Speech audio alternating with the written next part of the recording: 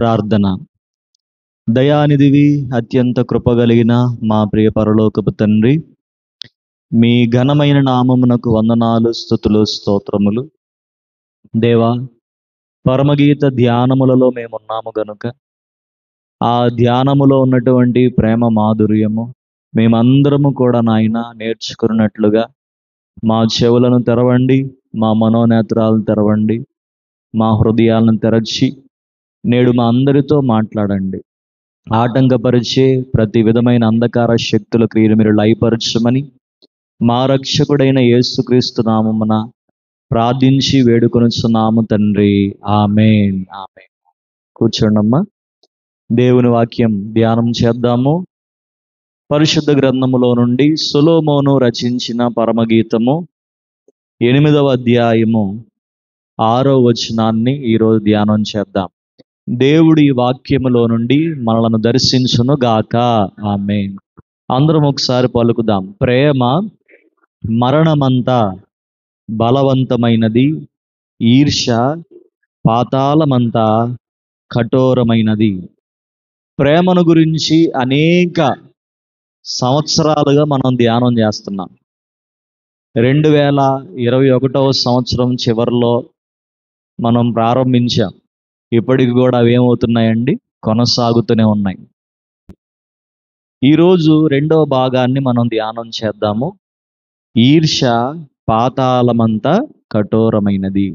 దేవుని బిడ్డలారా, ఒక్కొక్క పదాన్ని మనం ధ్యానం చేసుకుందాం. ఒక్కసారి వచనమంతా కూడా దాని సారాంశం అంతా చెప్పుకోకుండా ఈ పదాలు మరల ఎక్కడ తగలవు. ఒక్కొక్క పదం యొక్క భావాన్ని ధ్యానం చేస్తూ లాస్ట్లో కంక్లూషన్లోనికి మనం వెళ్ళవచ్చు.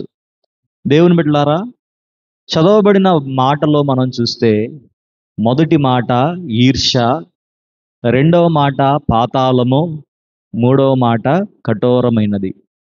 ఈ 3 మాటలు మనం సమయాన్ని బట్టి ధ్యానం చేద్దాం. మొదటి మాట ఈర్ష్య.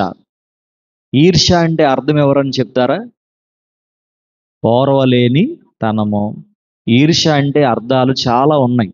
అందులో మొదటి అర్థము అసూయ, 2వ అర్థము ద్వేషము, 3వ అర్థము క్రోధము. క్రోధము అంటే కోపము, పగ, కసి, ఇవన్నీ కూడా దాంట్లో వస్తూ ఉంటాయి. ఆగ్రహము అని కూడా అంటారు. కాబట్టి ప్రాముఖ్యంగా 3 అర్థాలు ఉన్నాయి ఈర్ష్యకి. ఒకటి అసూయ, 2వది ద్వేషము, 3వది క్రోధము అని మనం చెప్పవచ్చు. ఇతరులు మరి దీవించబడడం చూసి, ఇతరులు ఉన్నతంగా ఆశీర్వదింపబడడం చూచి ఓర్చుకోలేకపోయే బుద్ధిని ఏమంటారండి? ఈర్ష్య అంటారు. ఇది బయటకు కనబడదు. ఈర్ష్య అనేది ఏ మనిషిలో ఉందో ఎవరికి కూడా తెలియదు, అది బయటకి కనబడదు. కానీ ఆ ఈర్ష్య అనేది ఒక భక్తుడు వివరిస్తూ అన్నాడు, అది మనస్సును హృదయాన్ని కాల్చివేసే అగ్ని లాంటిది అన్నాడు. అది ఒక భూతము అన్నాడు ఆయన. కనుక ఈ ఈర్ష్య అనేది, ఈ ద్వేషము, ఈ అసూయ, ఈ క్రోధము, ఈ కోపం అనేది మొట్టమొదటిగా మనకి ఎక్కడ కనబడిందంటే 2 అన్నదమ్ముల మధ్యలో కనబడింది. ఇద్దరిలో కనబడిందా? ఒకళ్ళలో కనబడిందా? ఒకళ్ళలోనే. ఆయన పేరేంటి? మనందరికి తెలిసిన ఆయన కదా. ఆయన పేరేంటండి? కయీను. ఆదికాండం 4వ అధ్యాయము, ఆదికాండం 4వ అధ్యాయము. కనుక కయీనులో ఈ ఈర్ష్య మనకు కనబడుతుంది. సౌలు రాజులో కూడా ఈ ఈర్ష్య అనేది మనకి కనబడుతుంది.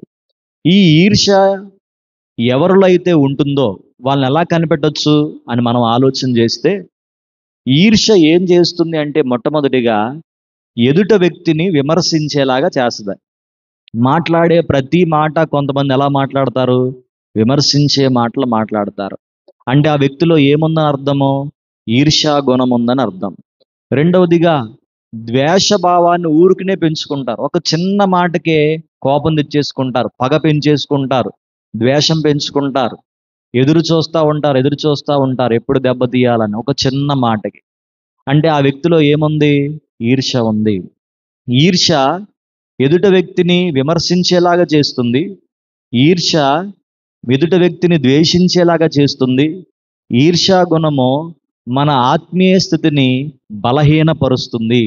ఎక్కువ కాలం దేవుని సన్నిధిలో నిలబడలేడు. ఈ ఈర్ష్య 4వదిగా చూస్తే దేవుని పనిని అడ్డగిస్తుంది. ఈర్ష్య ఏం చేస్తుందో తెలుసా? ఒకటి, ఇతరులను విమర్శించేలాగా చేస్తుంది, ఇతరులను ద్వేషించేలాగా చేస్తుంది, మన యొక్క ఆత్మీయ స్థితిని బలహీనపరుస్తుంది, అలాగే దేవుని పనిని అడ్డగిస్తుంది. ఈ ఈర్ష్యాపరులు దేవుని పని చేయరు, చేసే వాళ్ళని చేయనివ్వరు. ఇది దేవుని దృష్టిలో ఒక పాపం. మరి ఈ ఈర్ష్యను మనం ఎలా జయించాలని మనం ఆలోచన చేస్తే వాక్యము చక్కని సూచనలు మనకి తెలియజేసింది. అపోస్తుడైన పౌలు తెస్సలోనికయులకు రాసిన మొదటి పత్రిక 5వ అధ్యాయము 18వ వచనం, ఎడతెగక ప్రార్థన చేయుడి, ప్రతి విషయమునందు కృతజ్ఞతాస్తుతులు చెల్లించుడి, ఇలాగు చేయుట యేసుక్రీస్తునందు మీ విషయములో దేవుని చిత్తము. ప్రతి విషయములో కూడా కృతజ్ఞత కలిగి ఉండండి. దేవుడు చిన్నదిచ్చినా పెద్దదిచ్చినా. మరొక దైవజనుడు నాకు తెలుసు, ఆయన కుమార్తెలు ఒకరోజు బయటికి వెళ్ళి ఆల్ అవుట్ కొనుక్కుని వచ్చారు. డాడీ దోమలు ఎక్కువ ఉన్నాయి కదా అని చెప్పి, దాన్ని ఆయన ఇటువమ్మా అన్నాడు. నా ముందే కూర్చున్నాడు ఆయన, నేను ఆయన ఎదురుగుండా కూర్చున్నా. దాన్ని పట్టుకుని కళ్ళు మూసుకుని ఆయన ప్రార్థన చేశాడు. అంటే ఇది దేవుడిచ్చింది, దేవుడిస్తేనే కదా నేను కొనుక్కున్నాను, దేవుడిస్తేనే కదా ఈ వస్తువు నాకు వచ్చింది అని ఆ ఆల్అవుట్కి కూడా ప్రార్థన చేయాలా, ఆల్అవుట్ పట్టుకుని ప్రార్థన చేయాలనిపించింది నాకు. కానీ ప్రతి విషయంలో చిన్నదైనా పెద్దదైనా మనం ఏం కలిగి ఉండాలండి? కృతజ్ఞత. మనం ఏది పొందుకున్నా కూడా, మనం ఏది అందుకున్నా కూడా, మనం ఏది కొనుక్కున్నా కూడా ఇది దేవా నీవిచ్చింది అని కృతజ్ఞత చెల్లించే హృదయం ఉంది అంటే ఆ వ్యక్తిలో ఇంకేముండదు చెప్పండి? ఈర్ష్య అనేది ఉండదు. రెండవదిగా చూస్తే ఈర్ష్యను ఎలా జయించాలి? అపోస్తుడైన పౌలు ఫిలిప్పీలకు రాసిన పత్రిక 2వ అధ్యాయము 3వ వచనంలో మనం చూస్తే చెప్తారు అక్కడ, కక్ష చేతనైనను వృధాతిశయము చేతనైనను ఏమీయూ చేయక వినయమైన మనస్సు గలవారై ఒకనినొకడు తనకంటే యోగ్యుడని ఎంచుచు వినయ భావము కలిగి ఉండండి, ఒకనికంటే ఒకడిని గొప్పగా ఎంచండి అని దేవుని వాక్యం చెప్తుంది. ఎదుటి వ్యక్తి ఎంత చిన్నవాడైనా అతన్ని నీకంటే యోగ్యుడిగా నువ్వు ఎంచాలి. మరి ఒకరినొకరు గౌరవ భావం కలిగి ఉండాలి. ఒకరి ఎడల ఒకరు గౌరవ భావంతో మెలిగినప్పుడు ఈర్ష్య అనేది మనలో లేకుండా పోతుంది. మూడవదిగా ఈర్ష్యను ఎలా జయించాలి అంటే, అపోస్తుడైన పౌలు రోమీలకు రాసిన పత్రిక 12వ అధ్యాయము 15వ వచనంలో చెప్తారు, సంతోషించు వారితో సంతోషించుడి, ఏడ్చు వారితో ఏడువుడి అని వాక్యం చెబుతూ ఉంది. సంతోషించాలి. ఎవరైనా దేవుడి చేత దీవెన పొందినప్పుడు, దీవించబడుతున్నప్పుడు మనం కూడా సంతోషించాలి. ఎందుకు సంతోషించాలో తెలుసా? మేము ఆరాధిస్తున్న దేవుడు, ఆ వ్యక్తి దీవించబడ్డాడు మందిరంలో, మేము ఆరాధిస్తున్న దేవుడు పక్షపాతి కాదు. ఆ వ్యక్తిని దీవించాడా, నన్ను కూడా ఏం చేస్తాడు? దీవిస్తాడని సంతోషంగా మనం ఉన్నప్పుడు, హెచ్చులు పోకుండా తగ్గు వాటి మీద ఆసక్తి మనం కలిగి ఉన్నప్పుడు, మనకు మనమే బుద్ధిమంతులు అనుకోకుండా కీడుకు ప్రతి కీడు ఎవరికి చేయకుండా ఉన్నప్పుడు ఈర్ష్య అనేది మనలో లేకుండా తొలగిపోతుంది.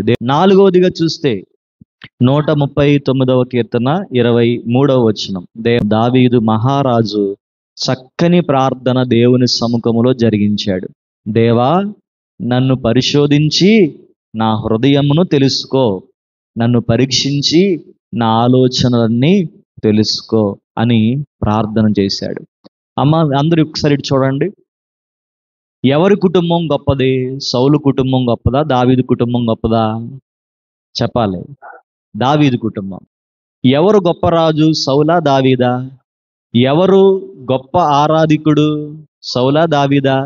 దావీదే గొప్ప ఆరాధికుడు. చిన్ననాటి నుండి దేవుణ్ణి ఆరాధించాడు. ఎవరి కుటుంబం మంచిగా ఉంది? సౌలు కుటుంబమా, దావీదు కుటుంబమా? ఎవరు వ్యభిచారం చేశారు? సౌలా, దావీదా? సౌలు వ్యభిచారం చేశాడా? సౌలు చేయలేదు. ఎవరు చేశారు? దావీదు చేశాడు.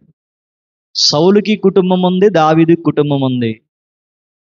దావీదు కుమారులు దావీదు మాట విన్నట్టుందా బైబిల్లో? లేదు. అమ్నోను విన్నాడా? వినలేదు. అబ్షాలోం విన్నాడా? వినలేదు. సౌలుకు కుమారుడు ఉన్నాడు యోనాతాన్, ఆయన మాట విన్నాడా? వినలేదా? తండ్రి మాట విన్నాడు.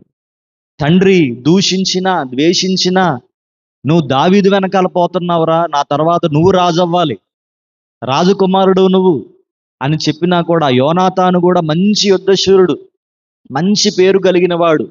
అయినా కూడా యోనాతాను గ్రహించింది ఏంటంటే, నా తండ్రి అయిన సౌలు తర్వాత నేను కాదు రాజు, దేవుడి అభిషేకం ఎవరి మీద ఉంది? దావీదు మీద ఉంది. ఎవరు జయం పొందారు గొలియాతు మీద? సౌలా దావీదా? దావీదుదే జయము, దావీదే మంచి ఆరాధికుడు, దావీదే మంచి రాజు, దావీదు కుటుంబం మంచి కుటుంబం అని మీరు చెప్తున్నారు. సౌలు వ్యభిచారం ఎప్పుడు చేయలే, కానీ దావీదు చేశాడు. సౌలు కుటుంబము ఎప్పుడూ సౌలు మాట వింది. చివరికి ఆ మేకాలు కూడా ఎవరి మాట వింది? తండ్రి మాట, సౌలు గారి మాట వింది. యోనాతానైతే యుద్ధములో తన తండ్రి వెనకాల వెళ్ళి ఆ తండ్రితో పాటు ప్రాణం పోగొట్టుకున్నాడు. మరి ఎందుకు దావీదును దేవుడు దీవించాడు? ప్రతి భక్తునిలో లోపం ఉంటుంది, పాపం ఉంటుంది. సౌలు దగ్గరికి సమూయేలు ప్రవక్తను పంపాడు దేవుడు, దావీదు దగ్గరికి నాతాను ప్రవక్తను పంపించాడు దేవుడు. ఎవరు గొప్ప ప్రవక్త, సమూయేలా నాతానా? సమూయేలు మహా గొప్ప ప్రవక్త. ఇజ్రాయేలు నుండి బయర్షెబా వరకు ప్రవక్తలలో గొప్పవాడు అని చెప్పి అందరూ కూడా సమూయేలుని చూసి వణికిపోయేవారు. సమూయేలు ఏదైనా ఊరిలో నుండి ప్రయాణం చేస్తూ వెళ్తూ ఉంటే, ఆ రోజుల్లో కాలినడక, ఆ ఊరిలో ఉన్న వారందరూ కూడా సమూయేలుని చూసి గడగడలాడిపోయేవాళ్ళంట. నువ్వు సమాధానంతో వస్తున్నావా ప్రవక్త, దైవజనుడా అని చెప్పి భయపడిపోయేవారంట. అంత గొప్ప ప్రవక్తను సమూయేలును సౌలు దగ్గరికి పంపిస్తే, తప్పైపోయిందిలే కానీ నా రాజరికం పోకూడదు, నా కిరీటం పోకూడదు, నా రాజ్యం పోకూడదు, నువ్వు ప్రార్థన చెయ్యి అన్నాడు సౌలు సమూయేలుతోటి. నువ్వు చేసింది తప్పు అని నాతాను అనే చిన్న ప్రవక్తని, చిన్న దైవజనుడిని పంపించి దావీదుకు చెప్పిస్తే, దావీదు 7 దినములు ఉపవాసం ఉండి తాను చేసిన తప్పుకు పశ్చాత్తాపపడి కన్నీరు కార్చి, కన్నీరు మున్నీరుగా ఏడ్చి అంటాడు దేవుడి దగ్గర, అయ్యా నువ్వు నా కిరీటం తీసుకున్నా పర్లేదు, నా రాజ్యం తీసేసుకున్నా పర్లేదు, నన్ను మరలా గొర్రెలు కాచుకునేవాడిగా పెట్టినా పర్లేదు, కానీ నీ సన్నిధిలో నుండి నన్ను త్రోసివేయకు, నీ పరిశుద్ధాత్మను నాలో నుండి తీసివేయకు, నీ రక్షణానందము మరలా నూతనముగా నాలో పుట్టించు, శుద్ధ హృదయం నాకు కావాలి, హిస్సోపుతో నా పాపములు కడుగు, హిమము కంటే నన్ను తెల్లగా చెయ్యని పశ్చాత్తాపపడి ప్రార్థన చేశాడు. దావీదు కుటుంబాన్ని సౌలు కుటుంబాన్ని పక్కన పెడితే దావీదు కుటుంబమే వర్స్ట్, సౌలు కుటుంబం బాగానే ఉంటుంది. కానీ ఎందుకు దీవించబడ్డాడు దావీదంటే, సమూయేలు సౌలుతో ఒక మాట చెప్తాడండి, నా కుమారుడా, నాయనా సౌలా, బలులు అర్పించుట కంటే, అర్పణలు అర్పించుట కంటే, దేవుడికి గొప్ప గొప్ప కార్యాలు చేయడం కంటే మాట వినుట శ్రేష్టము అని చెప్పాడు. దేవునికి స్తోత్రం. సౌలు దేవుని మాట వినలేదు, దావీదు దేవుడి మాట విన్నాడు. ఏది చెప్తాడా దేవుడు చేసేవాడంతే, దేవుడు మాట వినేవాడంతే. దేవుడు మాట చెప్పాడా ఆ మాట ప్రకారం చేసేసేవాడు. దేవుడు హెచ్చరించాడా మాటలో, ఆ మాటను పట్టుకుని, ఆ వాక్యాన్ని పట్టుకుని తగ్గించుకునేవాడు. అంతేగాని దైవజనుడి మీద కోపం తెచ్చుకునేవాడు కాదు. కనుక మాట విన్నాడు కాబట్టి దావీదు కుటుంబము అంతకంతకు వర్ధిల్లింది, సౌలు కుటుంబం అంతకంతకు ఏమైపోయిందండి, నేరసిల్లెనని మనం వాక్యంలో చూస్తాం. కనుక దేవుని బిడ్డలారా, అర్పణలు ఇచ్చేసి గొప్పవారం అనుకుంటున్నారా? వాక్యం చెప్పి గొప్పవారం అనుకుంటున్నారా? సాక్ష్యం చెప్పి గొప్పవారం అనుకుంటున్నారా? మందిరానికి వచ్చి గొప్పవారమో ఏదో భక్తి చేస్తాం అనుకుంటున్నారా? కాదు. దేవుడికి కావాల్సింది ఏంటంటే మాట వినే గుణం. ఇశ్రాయేలు, నేడైనా నీవు నా మాట వింటే ఎంత మేలు అన్నాడు ఆయన. జీవము గలది, దేవుని మాట ప్రభావము గలది, దేవుని మాటలే ఈ పరిశుద్ధ గ్రంథములో ఉన్నవి. ఎందులో ఉన్నాయండి? జీవము కలిగిన దేవుని మాటలు. ఈ మాటలు ధ్యానం చేస్తున్నారా? దేవుని వాక్యం చదువుకుంటున్నారా? మీరు ధ్యానం చేస్తే ఈ మాటలే, ఈ వాక్యమే ఆ రోజంతా కూడా మీ పాదములకు దీపము, మీ త్రోవకు వెలుగై ఉంటుంది. కనుక దేవుని బిడ్డలారా ఆలోచన చేసుకుందాం. దేవుని మాట వినాలి. ఈర్ష్య అనేది ఇతరులను విమర్శించేలా చేస్తుంది, ఎదుటి వ్యక్తిని ద్వేషించేలా చేస్తుంది, ఆత్మను బలహీనపరుస్తుంది, అలాగే దేవుని పని చేయకుండా అడ్డం పడుతుంది. ఈర్ష్యను జయించాలి అంటే మనం ఏం చేయాలి? ప్రతి దాంట్లో కృతజ్ఞత కలిగి ఉండాలి. వినయము కలిగి ఒకరికంటే ఒకరిని గొప్పవాడుగా మనం ఎంచుకోవాలి. సంతోషించాలి. ఎదుటి వ్యక్తి దీవించబడినప్పుడు నన్ను దేవుడు దీవిస్తాడు, దేవుడు పక్షపాతి కాడు అని సంతోషంగా నువ్వు కూడా ప్రార్థన చేసుకోవాలి. ప్రార్థన ఎలా చేయాలంటే ఎప్పటికప్పుడు పరిశీలన ప్రార్థనలో ఎప్పటికప్పుడు మనము స్వపరీక్ష చేసుకున్నప్పుడు ఈర్ష్యను మనం ఏం చేయగలుగుతామండి? జయించగలుగుతాం. ఈర్ష్య అనేది భయంకరమైన పాపపు విత్తనము. ఆ నైజాన్ని మనలో అలా ఉంచుకుంటే ఇది కనిపించనంత ఎత్తుకు ఎదిగిపోద్ది. మొలకెత్తి అసూయని తీసుకువస్తుంది, ద్వేషాన్ని తీసుకుని వస్తుంది, క్రోధాన్ని, కోపాన్ని, ఆగ్రహాన్ని, ఇవన్నీ కూడా మనలోండి బయటికి తీసుకుని వస్తుంది. ఇవన్నీ బయటకు వచ్చాయంటే కారణం ఏంటంటే చిన్న విత్తనం ఉంది మనలో. ఏంటది? ఈర్ష్య. ఒక ఊరిలో ఒక రైతు ఉన్నాడంటండి. ఆ రైతు మూడింటిని పెంచుకుంటున్నాడు. ఒకటేమో కోడి, రెండవదేమో కుక్క, మూడవదేమో గాడిద. రైతు పొలం నుండి వచ్చిన తర్వాత లేదా బజారుకి వెళ్ళి వచ్చిన తర్వాత ఆ కుక్క తోక ఊపుకుంటా ఆ రైతు వెనకాల తిరుగుతూ ఉంటుందంట. ఆ రైతు దాన్ని సవరదీస్తూ ఉంటాడు, దానికి బిస్కెట్లు తెచ్చి చేత్తో పెడతాడు, దానికి అన్నం ఆయనే పట్టుకెళ్ళి పెడతాడు, అన్నీ కూడా చేస్తూ ఉంటాడు. అది డ్యాన్స్లు వేస్తూ ఉంటే సంతోషంగా ఆ కుక్క పిల్లని చూసి మరి ఆనందపడతా ఉండేవాడంట. ఇదంతా చూస్తున్న గాడిదకి ఏం పుట్టుకొచ్చింది? ఈర్ష్య. అసూయ మొదలైపోయిందంట. పొద్దున్నుంచి సాయంకాలం దాకా నేను మూటలు మోస్తాను, పొద్దునుంచి సాయంకాలం దాకా నేను గానుగు తిప్పుతాను, పొద్దునుంచి సాయంకాలం దాకా నేను గొడ్డు చాకిరీ చేస్తాను, అన్ని పనులు చేస్తాను, మరి యజమానుడు కుక్కను బాగా చూసుకుంటున్నాడని ఆ ఈర్ష్యతోటి, అసూయతోటి రగిలిపోయేదంట. కుక్కను పిలిచి కూడా బాగా చెప్పుకుందంట, నిన్ను బాగా చూసుకున్నా, నన్ను బాగా చూసుకుంటలేదని. ఈ మాటలు కోడి విని అందంట, ఎవరు చేసే పనిలో వారు నమ్మకంగా ఉంటే యజమానుని ప్రేమ మనం పొందుకోగలుగుతాము, అంతేగాని ఈర్ష్యభావం వద్దు, అసూయ వద్దు, అది నీకే నష్టం అని చెప్పిందంట. ఎవరు? కోడి. ఎవరితోటి? గాడిదతోటి. గాడిద అలా అలా కుదురుద్ది. ఒకరోజు ఆయన సాయంకాలం వచ్చి ఇంట్లోకి వెళ్ళి వరండాలో కూర్చుంటే తాడు దింపుకుని వెళ్ళిపోయిందంట. కుక్కలాగా చుట్టూ తిరిగేసిందంట. నాలుగుతో నాకుద్ది కదా కుక్క పిల్ల, అలా నాకిందంట. కాళ్ళు మీదేసిందంట. ఆ బురదంతా ఆయన మీద అంటుకుందంట. హడావుడి గడ్డి ఇటు కుక్క గెంతినట్టు గెంతిందంట. సామానం అంతా పడిపోయిందంట.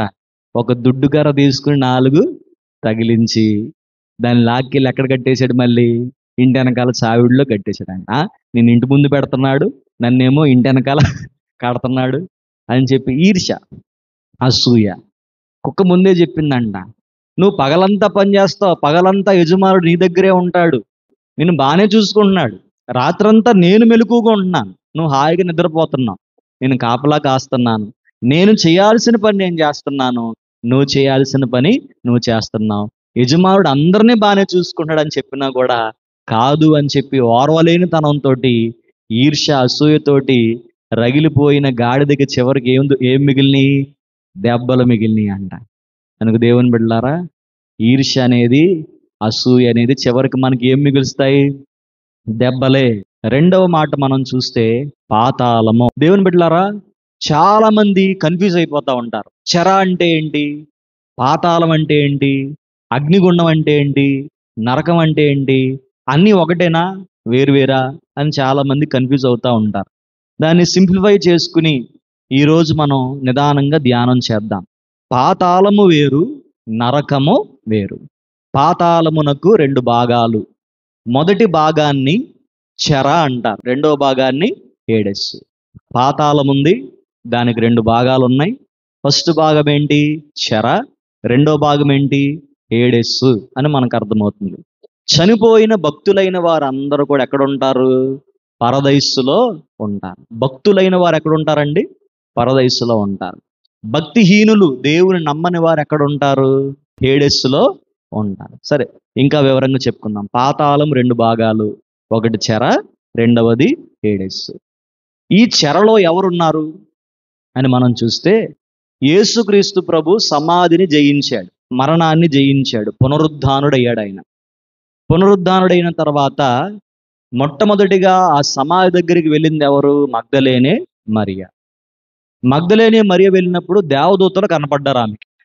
ఆయన ఇక్కడ లేడు అని చెప్పారు. ఆయన ఇక్కడ లేకపోతే ఎక్కడికి వెళ్ళాడు మరి?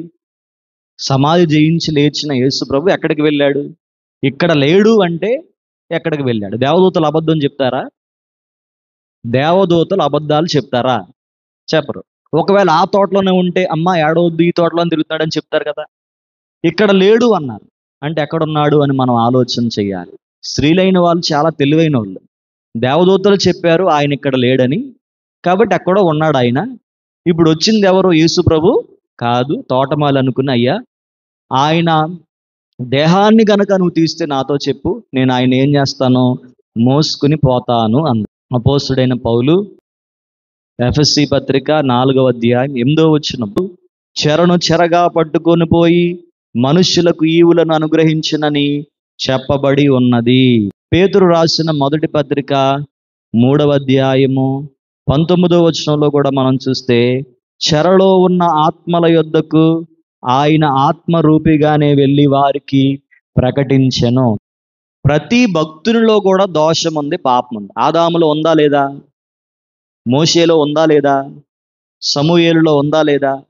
ప్రతి భక్తునిలో కూడా పాపము, దోషము, కలంకం అని ఉంది. అంటే ఆదాము దగ్గర నుండి యేసు ప్రభు సమాధిని జయించేంత వరకు భక్తులైన వారందరూ కూడా ఎక్కడున్నారు అంటే పాతాళములో మొదటి భాగమైన చెరలో ఉన్నారు. రెండో భాగములో హేడెస్సులు ఎవరుంటారు? ప్రభువుని నమ్మని వారు ఉంటారు. మన రక్తముతో రక్షించాడు, సజీవులమై ఉన్న మనలను, వాళ్ళనేమో పునరుద్ధాన శక్తితోటి చెరను చెరగా పట్టుకుని ఆయన ఎక్కడికి వెళ్ళాడంటే 3వ ఆకాశమునకు వెళ్ళాడు. మగ్దలేనే మరియ ముట్టుకున్నప్పుడు అంటాడు ఆయన, నన్ను ముట్టుకోవద్దు, నేను తండ్రి దగ్గరికి ఎక్కి వెళ్ళలేదు. నన్ను ముట్టుకోవద్దన్న ప్రభు మరలా వచ్చి తోమాని ఎందుకు ముట్టుకోమన్నాడు అంటే ఈవిడ ఆడావిడని ముట్టుకోవద్దు అన్నాడా? కాదు. ఏం జరిగిందంటే సమాధిని జయించాడు ఆయన, అక్కడ లేడు, చెరను పట్టుకోవడానికి వెళ్ళాడు. చెరను పట్టుకుని ఇప్పుడు ఎక్కడికి వెళ్ళాలి? ఆయన పరదైసుకు వెళ్ళాలి. ఆ వెళ్ళే దారిలో మగ్దలేనే మరియమ్మ ఏడుస్తుంటే అక్కడ ఆగాడు ఆయన. మగ్దలేనే మరియ గనక నిదానించి చూస్తే ప్రభు వెనకాల ఆదాము దగ్గర నుండి ఎంతో మంది భక్తులైన వారు ప్రభు వెనకాల కనబడేవారంట. ఇంకది చెర కాదు. ఇప్పుడు ఈ భక్తులందరూ ఎక్కడున్నారు చెప్పండి? పరదైసులో ఉన్నారు. ఇంకా పాతాళంలో గది ఖాళీ అయిపోయింది, ఇంక లేదది. చెరను తీసేసుకున్నాడు ఆయన, చెరను చెరగా పట్టుకుని వెళ్ళిపోయాడు ఆయన. ఇంకేం మిగిలింది? హేడెస్సు మిగిలింది. పాతాళంలో ఏమని చెప్పండి? హేడెస్సు ఉంది. 3వ ఆకాశంలో ఏమని చెప్పండి? పరదైసు ఉన్నది. నీవు నాతో కూడా పరదైసులో ఉంటావు. కనుక ఆ దొంగ ఎక్కడికి పోవాలి? చెరలోకి పోవాలి. ఈ చెరను ఎక్కడ తీసుకువెళ్ళాడు ఇప్పుడు ఆయన? పరదైసులోనికి తీసుకుని వెళ్ళాడు. కనుక ఇప్పుడు ఆ దొంగ ఎక్కడున్నాడు? పరదైసులో ఉన్నాడని మనకు అర్థమవుతుంది. ఇప్పుడు నుండి మరణించిన భక్తులైన వారందరూ 3వ ఆకాశమైన పరదైసులో ఉంటారు. భక్తిహీనులందరూ, ప్రభువుని నమ్మని వారందరూ కూడా పాతాళములో ఉన్న హేడెస్సులో ఉంటారు. మరి పాతాళములో హేడెస్సులో ఏముంటుంది అని మనం చూస్తే లూకాసు వార్త 16వ అధ్యాయము 23వ వచనం, ధనవంతుడు పాతాళములో ఏం చేస్తున్నాడు? బాధపడుతున్నాడు. అంటే పాతాళంలో ఏముంది చెప్పండి? బాధ. రెండవదిగా కన్నులెత్తి దూరముగా ఉన్నటువంటి అబ్రహాము రొమ్మున ఆనుకున్న లాజరు, అదే పరదైసు. పాతాళములో బాధ ఉన్నది, పాతాళములో చూచే గుణము ఉంటది. అంటే కన్నులు ఉంటాయి, చూచి గుర్తుపడతాం. మళ్ళీ మూడవదిగా మళ్ళీ ఎవరిని మర్చిపోం, గుర్తుపట్టే గుణం ఉంటుంది. 4వదిగా పాతాళములో దాహం ఉంటుంది. 5వదిగా పాతాళములో అగ్నిజ్వాల ఉంటుంది. 6వదిగా పాతాళంలో యాతన ఉంటుంది. 7వదిగా పాతాళంలో కేకలు ఉంటాయి. ఇది పాతాళం. సరే, ఇప్పుడు నరకం ఏంటి అన్నది మనం చూద్దాం. పాతాళము వేరు, నరకం వేరు. ముగింపు మాట్లాడండి. ప్రకటన గ్రంథము 20వ అధ్యాయము 13వ వచనము నుండి 14వ వచనం వరకు. మరణమును పాతాళ లోకమును వాటి వశమున ఉన్న మృతులను అప్పగించెను. వారిలో ప్రతివాడు తన క్రియల చొప్పున తీర్పు పొందెను. మరణమును చూడండి, మృతుల లోకము అంటే అర్థము పాతాళ లోకం. మృతుల లోకమన్నా పాతాళ లోకమన్నా ఒక్కటే. అగ్నిగుండములో పడవేయబడెను. చూడండి, పాతాళములోనే బాధ ఉంది, గుర్తుపట్టే గుణం ఉంది, చూచే గుణం ఉంది, దాహం ఉంది, అగ్ని జ్వాలలు ఉన్నాయి, యాతన ఉంది, కేకలు ఉన్నాయి. అగ్ని జ్వాల వేరు, అగ్ని వేరండి. ఇప్పుడు మీరు పొయ్యి వెలిగిస్తారు, అగ్ని అది ఊదారు అనుకోండి, ఒక జ్వాల ఏం చేద్ది, సెగ పైకి అలా ఎగురుతున్నట్టు కనబడద్ది అనమాట. దాన్ని జ్వాల అంటారు. పాతాళములు అగ్ని జ్వాలలు ఉన్నాయి, పాతాళం ఏముంది, అగ్ని జ్వాల ఉంది. ఇప్పుడు ఈ మృతుల లోకం పాతాళ లోకాన్ని యేసు ప్రభువు తీసుకెళ్ళి ఎక్కడ పాడేస్తారు, నరకములో పాడవేస్తారు. అక్కడ అగ్నిగుండము ఉంటుంది. నరకంలో ఏముంటుందండి, అగ్నిగుండం ఉంటుంది. నరకములో కటిక చీకటి ఉంటుంది, వేదనలు ఉంటాయి, ఏడ్పును పండ్లు కొరుకుట ఉంటాయి. అగ్ని ఆరదు, పురుగు చావదు. కాబట్టి పాతాళము వేరు, నరకము వేరు. పాత నిబంధన హెబ్రూ భాషలోనేమో షియోల్ అన్నారు, క్రొత్త నిబంధన గ్రీకు భాషలో హేడెస్సు అని చెప్పి వివరించడం జరిగింది. మరి ఈర్ష పాతాళమంతా కఠోరమైనది కనుక ఈర్ష్యను దేంతో పోల్చారంటే చివరికి పాతాళంతో పోల్చారు. అందుకు దేవుని బిడ్డలారా, ప్రేమేమో మరణమయ్యేంత బలవంతమైనది, ఈర్ష్యేమో పాతాళమంత కఠోరమైనది. దాని జ్వాలలు అగ్ని జ్వాల సమములు.